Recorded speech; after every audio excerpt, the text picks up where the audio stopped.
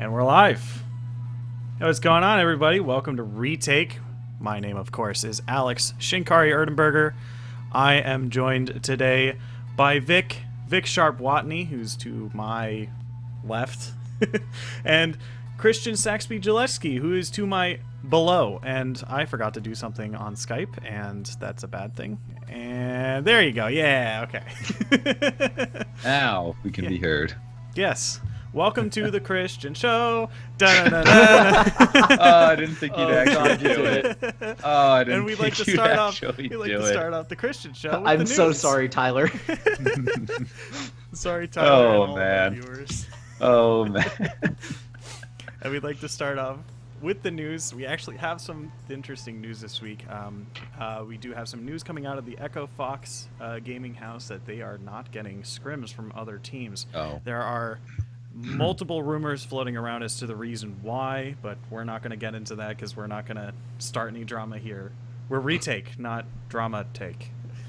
Yeah, drama, because, but surely, according to Kyle Fox, that it is working out fairly fine. They are They do have a team to scrim with, so that is perfectly fine. The That other works. bit of news we have going on is that Broxa will be replacing Amazing on the main Fnatic lineup for weeks 4 and 5. Amazing will be taking a break from competitive play, and also Dan will be replacing Broxa on the Fnatic Academy lineup. But that does it for the news. As for this week, we will now be moving into our series of the week. This is where we talk about our favorite best of threes from the NA and EU LCS. My personal favorite from this week was Team Fnatic and Team Misfits and Immortals versus P1.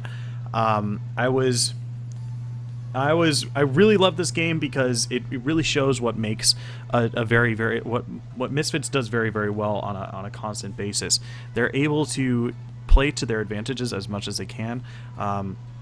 Game 1, they had some hiccups, like they weren't able to fully optimize their first Baron, or they were losing a lot of turrets and giving up a lot of deaths in the early and mid game. But once their poke cop got into the swing of things, they started to hit their stride, really turn the advantage towards them. And in Game 2, we started to see more very patient, very, very, very patient play that we've seen from them over and over again, and that's very, very good. I'd also like to mention that Power of Evil is the greediest player I've ever seen in my entire life. My literally God. chasing That two people chase. across the entire map just I for feel a like kill. that was payback for anything that happened in the Origin Oh house. my gosh, that was insane. God. Like, I can't, like, maybe, like, I was watching that, I'm just like, no, please don't. No, he's not chasing. Oh my God. He gets too When close. even the casters question you. Yeah. He just went so far. Yeah. It was like from Baron Pit to blue side top Inner inhibitor. top turret. Yeah. Like, I was like, Ridiculous. okay, dude. Like, I don't know if he hurt you, like, personally, but you need to calm down, man. But he ended up getting it, so I guess it was double. worth. So worth. So worth. The reason I was a personal fan of Immortals versus Phoenix 1 was because both teams went into this game fairly even, and if you had told me a year ago that Phoenix 1 was going to beat Immortals 2-0, Yeah. I would have slapped you across the face because, you know, we never saw this before from Phoenix 1, and, you know, I still think that they have a lot of problems and that they need to work them out because both of those games were 44 to like 50 minutes long, and that tells me that, like, the team has a hard time, like, closing out the game and finding a good finish. And in both of those games, when it went to those lengths, for the longest time, for a good amount of chunk of the game, they had a huge gold lead towards the end. And if you have a huge gold lead, if you're winning and you're not being able to find these avenues to close out the game, then that's going to be a little bit of an issue. And, you know, it feels to me like that's not an issue that you should be having at this length, but it was still like a really fun series to watch. There were a lot of copious amount of death bushes, and Immortals had a fairly good game. I mean, this is definitely better than the other game that Immortals played this week, and I'm going to be talking about that later. We are going to move over to Vic. Vic, why don't you tell me about what your favorite series of this week were? Before I get to my EU series, I was completely correct on my Misfits prediction. Game 1 was close, but Misfits, they worried me, but they took the 2-0. Yeah, Um, proud of you. Good prediction. Good prediction. Yeah. I'm going to go with the other game that we really talked about last week in EU, and it's Splice versus UOL. I felt like this series tried really hard to deliver on what we talked about, and at times it failed. Because Splice still has this weird thing where they show flashes of the team that they were last split. They show flashes of that team that made Worlds, and then they look like Spring Split Splice all over again. Right. And, you know, say what you want about the series. I think it went down to UOL doing UOL things, which was their surprise picks. They played two junglers in the series, Warwick and Ivern. If you told me 2 weeks ago that you play Warwick and Ivern in an LCS series and you win, I would have told you to leave. But, you know, UOL continues to make this work, and I think it's making them the scariest team in LCS right now. Right. Because they just seem patch agnostic. It doesn't matter what changes are coming out. It doesn't matter, you know, who's getting nerfed or buffed. UOL seems to find a way to pull out a pick before anyone else in LCS. You know, I hope Spice get it together. I have faith in Yamato to get that squad back into fighting fit, but that series made it hard for me to be happy in them. But for NA, I'm going to take the other Phoenix 1 series because I think TSM Phoenix 1 had that playoff vibe. You know, you had COG TSM, which I will let Christian talk about. But, you know, TSM P1 had that playoff match feel. Both teams wanted to win. I think Inori, you know, they've started to, after game one especially, he started to get this moniker of the TSM killer. And, you know, game one looked like it delivered. The gold lead wasn't ever really over 4K for the first 30 minutes. It was back and forth. It was close. And then TSM did a TSM thing and fought around Baron. And Inori did an Inori thing and assassinated Wild Turtle. But, you know, but in a close game like that, you got the feel of what the series could have delivered. And then game 2 and 3 showed that P1 isn't quite ready to be a top-tier team yet. Right, yep. True. It's true. You know, they got that fast start. They got that really weird thing where Svenskeren fought for Scuttle Crab without red buff. And they got a kill. Yeah. But they weren't able to continue that. TSM showed why they're still considered a top team, kept the series in check, and took control of it. Game 3 really made me worried for P1, though, because I think we're going to see the meta shift away from the carry junglers. You know, you see the upcoming patch where there's some Rengar nerfs and some Kha'Zix nerfs, and Inori looked awful on the Ivern. If that's how he looks on non-carry junglers, I'm scared for P1. Right. But, you know, those were my 2 series of the week. And now we're going to move over to Christian, because Christian definitely has some good games to talk about. Christian, why don't you tell us about your favorite games this week? My show, so it is the Christian show indeed. Over in Europe, though, I surprisingly enjoyed Vitality versus H2K. Everyone, you know, myself included, were expecting H2K clean 2-0, but Vitality showed up game 1 and won, which was very surprising. They didn't have a genuine shot to win either of the next 2 games, but that one game was interesting. And game 3 was 41 kills. I always like a good bloodbath, no matter the outcome. And my favorite part of this series was Hachani solidified himself as a meme. You know, the past few weeks he'd been approaching it, but now anytime any support or any player gets caught, no allies in sight, it's essentially pulling a Hachani, because he's done it so many times. It got to the point where it got to the point where Deficio was just like, oh, Hachani's dead again. Like, come on. Like, usually it doesn't happen that often. And, you know, right here in North America, someone has to talk about CLG versus TSM, right? You know, Hotshot's going to have the Mike Tyson tattoo in, you know, next week of TSM's logo. CLG won game 1, but if Monty Spinner from years and years ago has taught us anything, win one game gives fans false hope, and then they lost the next 2. The Spinner never lies. Is that the second week the Spinner's made an appearance on the show? Oof. Probably. I mean, I love that Spinner. I thought it was the funniest thing. But game 1, you know, CLG looked great. They were playing as a team. Individually, they were playing well. Huhi on Aurelian Soul was great. Xmithy on Kha'Zix. That was awesome. Mm-hmm. But then they just kind of they didn't like collapse, but TSM definitely stepped up for the next 2 games. And game 2 was just Haunter on Camille, and he is certainly making a case for himself as the best top laner in North America, right up there with Impact, who was there last year as well. And Biofrost, game 1 was a little rough, but games 2 and 3, he reminded us that he was a Thresh main back in solo queue before he got picked up by TSM. So, and personally, I'm glad. I love watching Thresh. He's pretty balanced now. He's received a good amount of nerfs, but he's an awesome playmaker. Yep. He can make these flashy plays that a Flash Malzahar ult will just never be. So. Yeah. I hope we move back into the Alistar days with the Flash combo, the Thresh days, and so on. Because Malzahar, Zyra, and Karma, I'm over it. So yeah, I'm definitely over it as well because I'm a support player. And with don't you love dying level 2 to the Voidlings? Yeah, don't you love playing not supports as an ADC? Even no way to avoid it.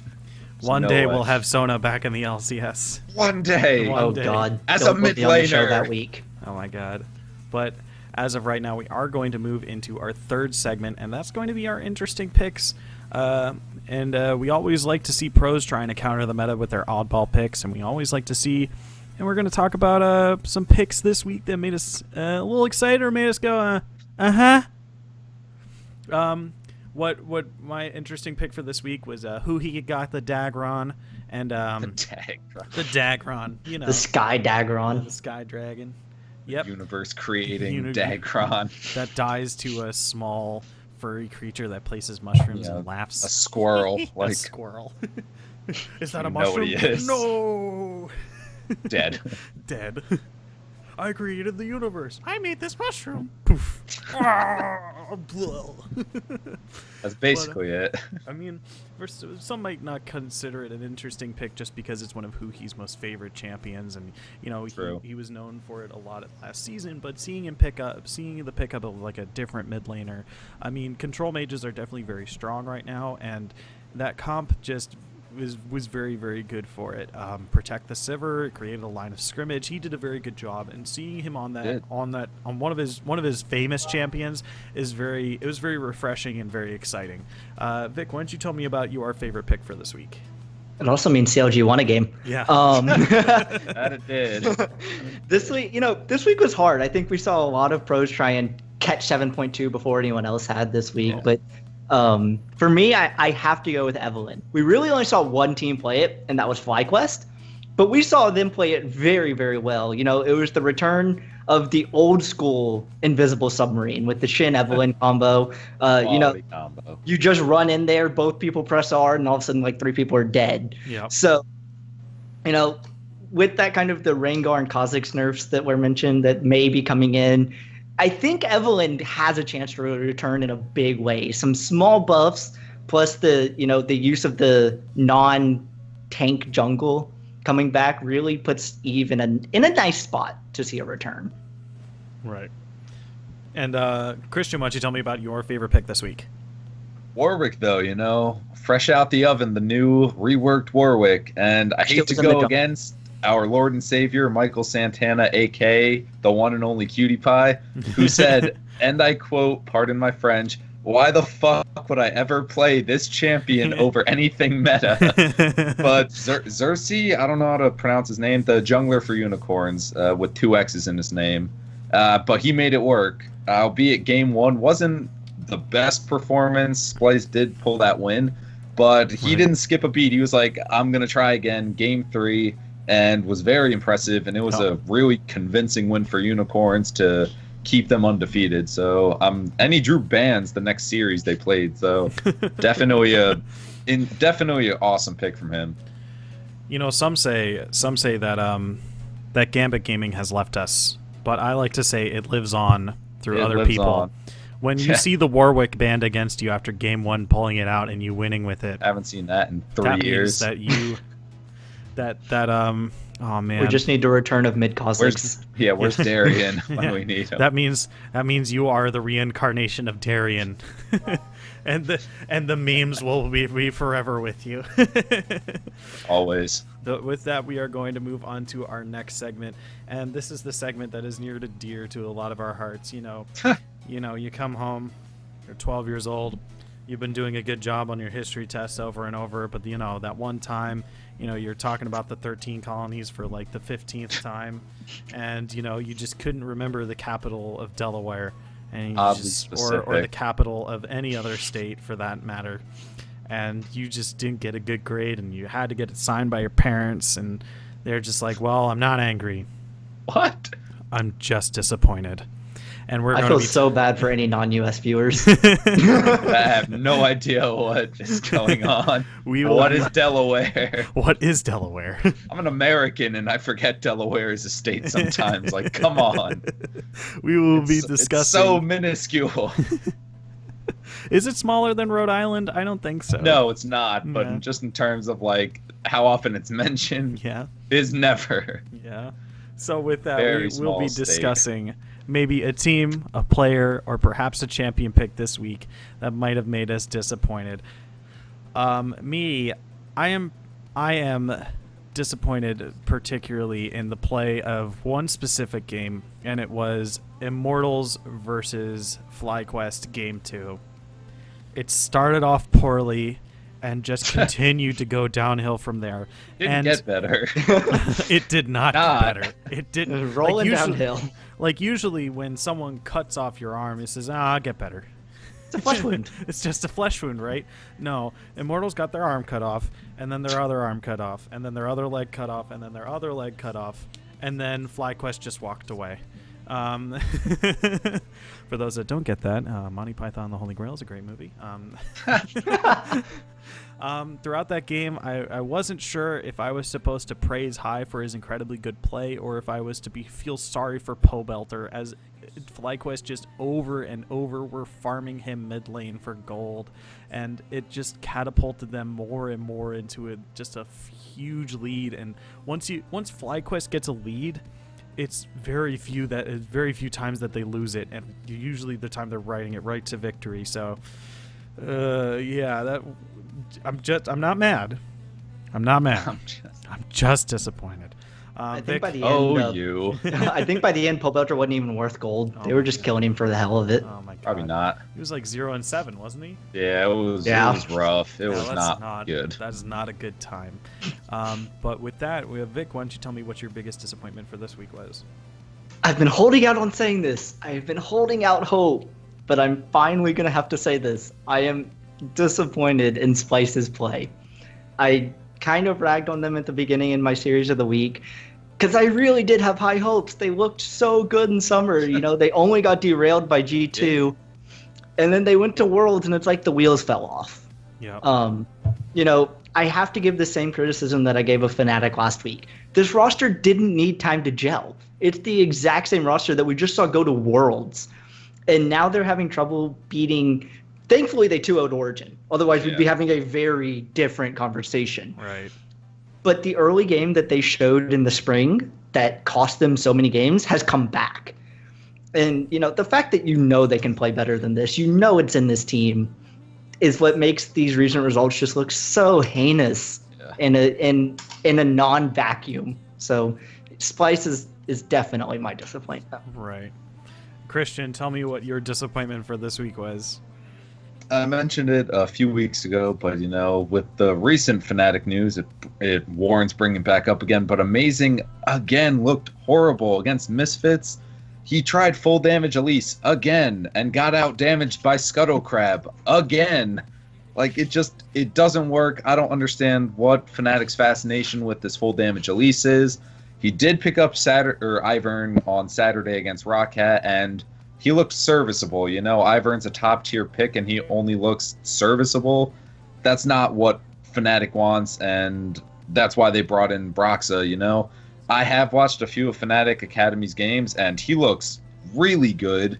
Granted, those are Challenger Series junglers, but I think Brox is going to be a very large upgrade to Amazing in at his current state. So, and I'm excited for their games on Thursday, and I think they play on Saturday as well, but Don't quote me on that.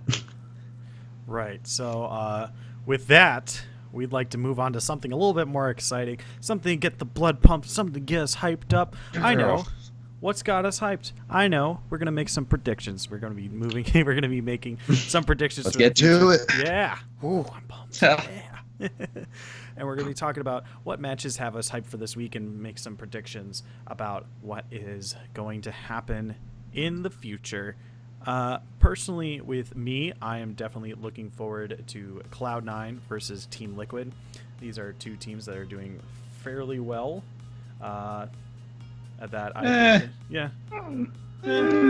Liquid's had a rough few series. Liquid's had a rough few series. I think this is like their chance to kind of like prove themselves and kind of get out of that kind of rut that Possible. They've had. Very possible. I still think that Cloud9 is going to continue their domination. Oh yeah, and of course. Just continue on the stream of we don't have any losses. And then over in EU, I'm still excited to watch another Misfits game. Every single time I watch them play, they do look a little shaky, but they play very, very solid games of LCS, of League of Legends, and that's every time I see them up against like a fairly decent team, then I'm excited. So Splice, we've talked about them not doing the best, but I still think that this should be an exciting game to watch. Vic, sorry. Vic, why don't you tell me what your favorite game coming up this week? What's got you hyped? I'm going to just purely stick to NA because I think this week is the make or break week for FlyQuest. Right. But the match that I'm looking at is their less talked about one. Everyone is hyping C9 FlyQuest, C9 Blue versus C9 White, possibly both undefeated. That's going to be a hell of a matchup, yes. But FlyQuest versus P1 is, I think, going to set the standard and could be the game of the week. Right. Because these are two teams, they have drastically different play styles. You talk about P1, they're fast. It's a Nori getting off to a fast start. It's Arrow hitting skill shots. It's, Ryu just kind of doing Ryu things in the mid lane. Whereas FlyQuest, we've seen the return of High Zed. We've seen the Evelyn. They like to play strategic. They play around the map. They want to outthink you. And they're both trying to prove that they belong in that conversation of top 4, of playoff ready. They want to be the top in NA. FlyQuest has the hardest schedule of the week by far. P1 and C9 is a terrifying schedule at this point. And P1 kind of had that letdown against TM. They really looked like they should have taken that series at times. So it'll be interesting to see how they bounce back. But I think FlyQuest a little too strong right now. They're going to take it 2-1 and set up that massive showdown at the end of the week. Right. And Christian, why don't you tell me what your favorite match from this week is going to be? I am flying over to Europe for my match of the week because we have the peanut butter knife going into the jelly jar. We have Group A playing Group B now, and I'm really excited for G2 versus H2K. That series is the first real test to see where H2K actually stands, whether they're in that same tier as G2 and UOL, who are both undefeated, right, or if they're just a shade lower in that same tier as Misfits, who are, just below G2 and Unicorns, but a reasonable amount of Fnatic. So are they in that solidified top 3 or that 3rd, 4th place spot? I'm predicting a 2-1 in favor of G2, with Expect actually being the ringer in that series. He's flown under the radar for a good amount of this split, and I think H2K are going to underestimate him just a little bit, and maybe he'll get a Rumble or a Shen or something and perform really well like he has been all season. So... Right, and just a side note, if you actually take the peanut butter knife and stick it in the jelly jar, you are just I'm sorry, that was a terrible metaphor. It was perfect. No, it was perfect. It was perfect. It's just, if you actually do that, you're a horrible person, okay? There is actually products out there that is peanut butter and jelly mixed together if you're that type of person, okay? You can go buy that. Don't put your peanut butter in my jelly. That's gross, okay? Jesus. Okay. Okay. And that's Alex's hot button topic for the week. No, it really grinds my gears. Slash rant. It's over. With our next segment, we are going to our segment of the week, and this segment of the week we're going to talk about. It's entitled Surprise! And this week we're going to talk about a player or a team that has surprised us over the past few weeks of LCS. They could be a new player, an underrated player, a player that has improved a lot from the previous year, or perhaps a team that fulfills any of these qualities as well. Personally, for me, is going to be talking about Phoenix One. Because they are definitely a team that looks like they've improved, especially with some of the roster changes that they've done, as well as, some of the individual improvements from their team that was here previously. Phoenix One pulling ahead and beating names like Immortals and all these other things and being able to pull out wins against teams that they wouldn't have been able to beat before, that's huge. And I'm really excited to see how far they go. And, they have a couple matches this week that are pretty hard, but I'm excited to see how they do. Vic, why don't you tell me about your surprise is from this season of LCS so far? So I'm going to talk about a player from EU. For me, it's Misfits support Ignar. This guy has had a world traveler type career without ever really showing he's belonged in each of the regions he's gone into. He was a sub for Winterfox in NA. He didn't play a single game. He only played like one or two if he played any. And then he went back to Korea, and he got on an incredible Miracle Squad that some people thought was okay. Their support moved to jungle, so they needed a support. That's not the recipe for success. And he was so-so. He had some very awful games. He had some very bad Thresh games, some very bad Janna games. He moved to KT, and I thought that's the last we were going to see of Ignar. He was going to be a KT support, go there to die like where Peekaboo and all those guys went. Oh, no. Oh, Peekaboo. But, instead, he moved to this Misfit squad that they formed in Challenger. They looked very good. And whether it's a product of him being on the dominant team in Challenger or the fact that he's now finally grown into his playstyle, he's gotten better. Right. This support metas really fit him. The one that y'all complain about really fits Ignar. He likes to roam, make plays. Oh.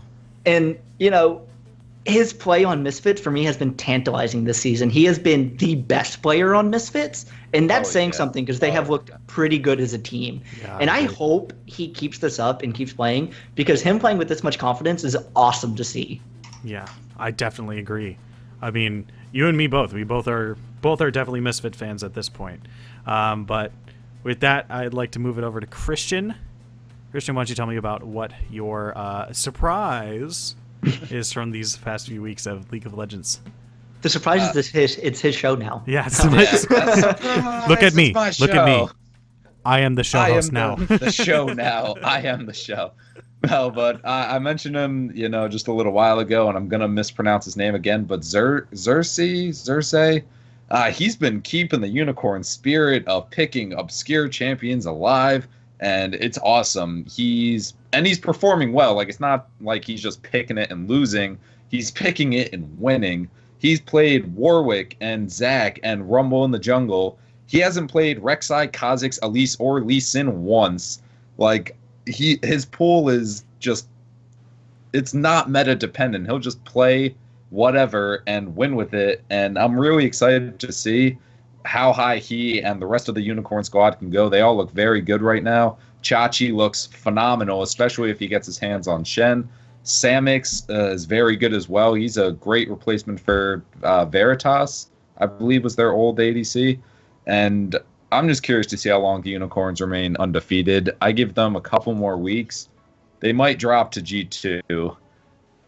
So. God damn it, Alex. I can't keep a straight face. Christian, I don't want to look at the stream. You should go back and watch it. Yeah. Watch the VOD. I minimized it. I didn't want to. No, it's good. I'll check it out later. Did he make like an overlay? No, you became very, very large. Oh, Alex, what would we do without you?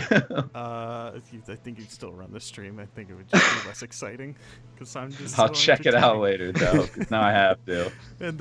And with that, I'd like to say thank you for watching. That does it for today. I'd like to thank Vic, and I'd like to thank Christian for joining. The only me one today. that actually matters. I'd like to thank Alex's contagious laughter. Quality hosting skills.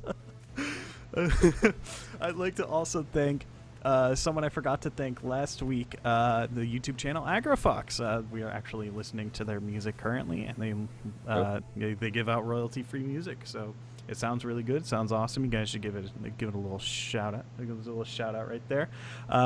But if you liked our show, you can follow us on Twitch. It's that little follow button. That's I think is still it's up top now, right? It's up top. Yeah, it's Twitch moved everything around, and I hate it. It's up top now. All the follow buttons are. Yeah. It's the little heart. Yeah, and that's at official EGF. You can also find us on Facebook at Electronic Gaming Federation. You can find us on Twitter at official EGF. You can find me on Twitter at Shinkari Alex, and you can find plug, and you can also find Vic on Twitter with geez, I knew this at the VicSharp. Yep. So Christian, would you like me to plug your Twitter as well? Go for it. Yeah, and might as well. It's my show. Yeah, it's his show. God. All right. So Christian is at Christian Ryan G. So and you can also follow the Electronic Gaming Federation's YouTube channel, which is Electronic Gaming Federation. All of them. Yes, sir. Links So down sorry, below. Tyler. From all of us here at EGF, I'd like to thank you for watching. You can join us next Monday at 9:30 p.m. Eastern Standard Time, as always. And with that, I'd like to thank you for watching. I'm Alex Shinkari Erdenberger, and I'll see you guys next week. Bye-bye. Thank you, everybody. Bye-bye. Bye-bye. Well, there it is.